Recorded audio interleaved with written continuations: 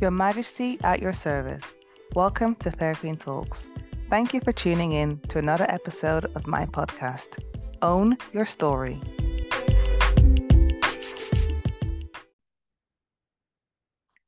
The idea of owning your story is something that occurs in every fairy tale made. In the last few years, the term main character energy has been popularized. So, what is main character energy and its rival term, main character syndrome? Main character energy is used in storytelling and character development to describe the dominant force or personality that drives the main character of a story forward. It refers to the unique qualities, traits, and motivations that define the main character and gives them their unique identity. In many ways, I would view our individual lives as a story, and therefore the idea of viewing ourselves as the main character allows us to take our story forward and towards a happy ending. The dangerous thing with this concept is that it can lead to another popularized term, main character syndrome. According to Kate Rosenblatt, a therapist and senior clinical manager at Talkspace, main character syndrome refers to identifying as the protagonist in your own life story. However, the main character syndrome is not an actual mental health diagnosis, as it only exists in pop culture with the influence of movies. But the term main character always refers to someone who is perceived or is self-centered, believes the people around them live to support them, and view themselves as the main character of their life. Kate Rosenblatt and other experts break down 4 red flags that are key that can tell you whether you inadvertently are the main character in a group. So, one, they feel like everything revolves around them and their problems. Two, they think their life is perfect. Three, they're not good at taking criticism. And four, romanticizing hardships. The last point had some interesting commentary as I focus so much on deserving a happy ending on this podcast. On the point of romanticizing hardships, the following is commented. Everyone knows that in every movie, the main character is always faced with an obstacle or hardship that can develop their character until fulfillment is found at the end of the storyline. Well, a happy ending is always there when it comes to movies.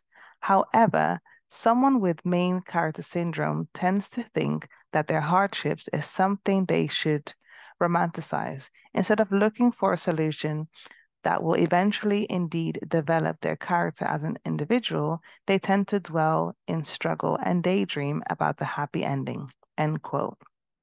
Tough times come to everyone, and sometimes it can feel daily. However, daydreaming and deserving a happy ending remains a dream and not a reality if you don't seek solutions and work towards getting out of the hardships mentally and physically. Owning your story is more so about appreciating that life has problems and is not perfect. It is about being open to learning from others that may have experienced what you are going through and finding solutions and routes to your happy ending. It's about driving your story forward and not being stuck in a challenging chapter of your life. So, in this episode, I'll be addressing the idea and concept of owning your story. This is your life story. And as your fairy queen, I don't interfere in your life, but want to help guide you to a place where you come to realize and understand what your life story is and what chapter you are in to get to a place where you are owning the next chapters of your life. Your life story is being written and lived every single day. The best place to be in life is knowing that your story has not ended until your last breath.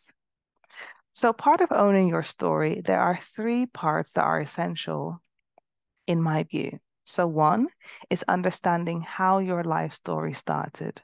Two, what chapter you are in. And three, deciding that you will take charge of your story. I will now go through these three parts and delve into it. As I'm talking you through it, reflect on what this may mean to you so that you can go through your journey of understanding and owning your story. So, number one, understand how your life story started. In every fairy tale, we get introduced to the main character and their environment. This environment I speak of is both biological and societal. There's a backstory to everyone. You can go as deep as you want. Just be aware that the deeper you go, remain to stay objective, and how this knowledge about your backstory helps you understand your life better. So, our backstory is firstly tied to our parents. For some of us, this may be an easy task as you may have your biological parents to answer your questions. For others, this may be a bigger task. Understanding who your parents, guardians, or caregivers are in your developmental stages of life is an important part of your story that will help you understand under which circumstances you entered and have been socialized in this world. Sometimes these things are happy and cute tales, and other times you may be faced with some harsh realities and truths. No matter whether your entrance to this world has been, just know that every life is a sign of hope and every life on this earth matters. Outside of your parents, it's always helpful to understand your ancestry and lineage. What are some characteristics, skills, and attributes in your heritage that may come natural to you? These are some things that you can think about. When it comes to your societal environment, the part of the world where you were born, lived in, or cultures and ideologies that you were exposed to in your developmental years are also important because what things has your social environment taught you about morals, values, yourself? No one chooses their nationality, ethnic group, and everything about their birthing circumstances. However, part of understanding how your life story began is about contextualizing your upbringing and understanding how you have been socialized in this place called Earth. When you understand this, you have a clearer understanding about how you fit in this experience called human life and how you're viewed by others. So, number two, what chapter you are in. When you think of a fairy tale or story, there are a number of chapters and sometimes even multiple books. Regardless of that, if you were to write an autobiography, would you know what chapter you are in currently and have been in the past?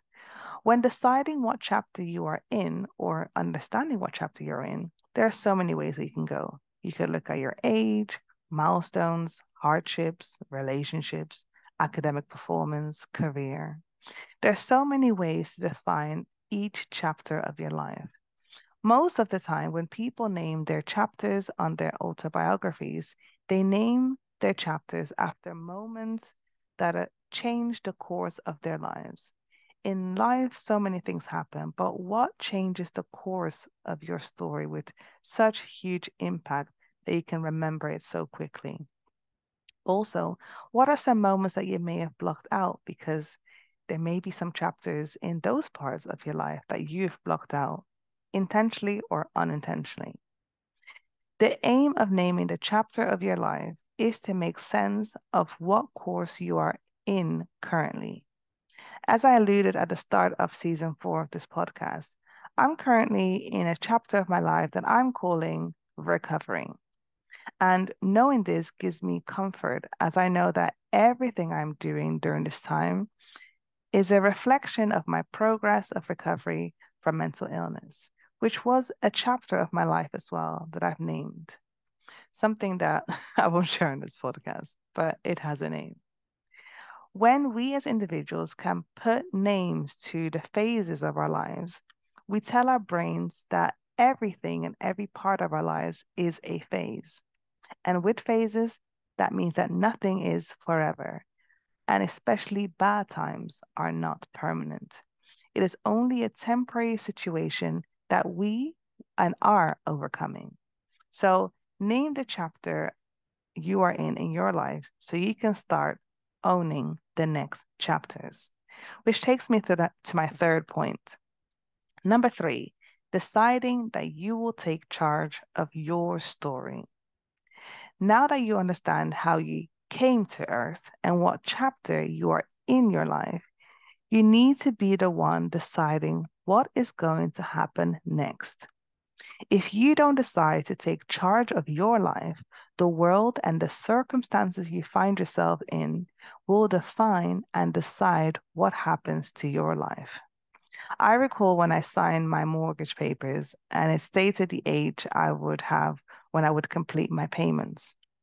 I took a good look at it.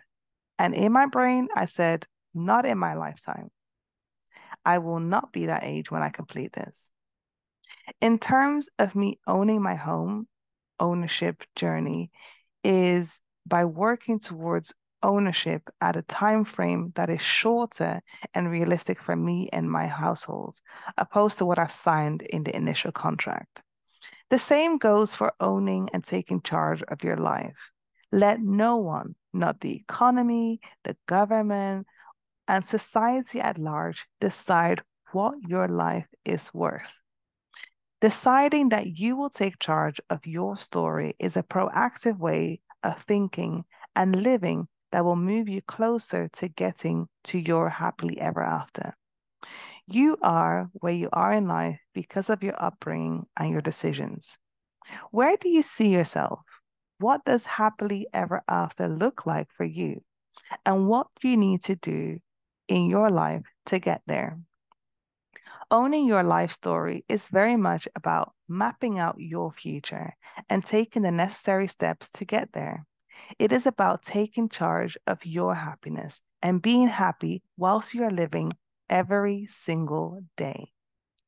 I encourage you to wake up each day to your life. Don't wake up because you have to go to work, take care of your responsibilities. Wake up because while you are still living, there is hope. And wake up with gratitude that you can experience life and all the amazing things that happen here. And work towards your happily ever after. Wake up to celebrate your life and take advantage of opportunity that life presents to you. Understand your story, know your story, and eventually own your story.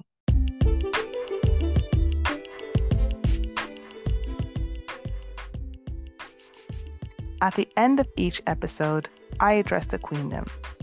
Own your story because you deserve to wake up with hope and gratitude that you have made it this far. You can only be the main character of your life when you take charge and own the next chapters of your life. It's all about moving forward and reaching your happily ever after. Thank you so much for tuning in to another episode of my podcast, Fairyqueen Talks. See you next time.